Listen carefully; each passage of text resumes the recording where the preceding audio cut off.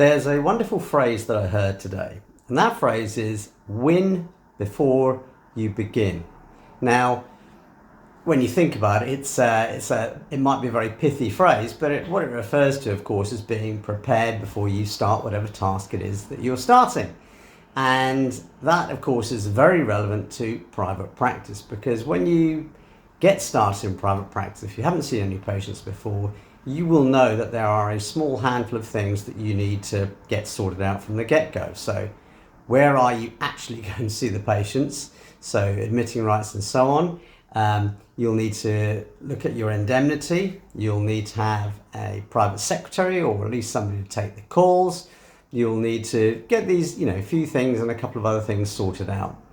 But what people forget is that being able to see patients privately is not the same as running a successful private practice, because what that requires is a few more things thrown into the mix, not least of which is a regular supply of patients.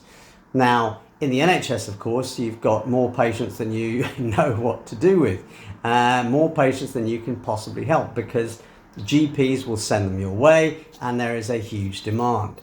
Now, in the private sector, of course, there remains a huge demand. There's no question of that. But getting them directed to you, or getting them to find you, is another business entirely. So if you're starting out in private practice, what you need to do is to learn all about the mechanics and processes of marketing. And the best way to learn about that is by getting a copy of my latest book, Grow Your Private Practice Fast, where you will find 149 things that you can do to get patients in through the door, available from Amazon right as we speak. Now, you might say, well, actually, I am not a newbie in private practice. I've been in the game for a while now. And if so, now, you might say to me, well, actually, I'm not a newbie to private practice. I've been in the game for a while now and I'm doing quite well. Well, that's great.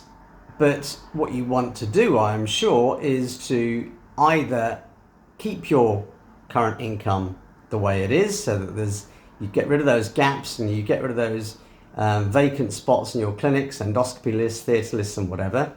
Or you may say to me, well, I'm looking to maybe cut my NHS sessions in the future, and to do that, you're going to need to grow your income. Well, the solution remains the same. You need to learn what is working in marketing and how to implement the strategies that you will need to achieve those goals in your private practice. And the answer, once again, starts with knowledge. It's about learning what you need to do so that you can do it. So that's all I've got for you today, and I hope you find that useful.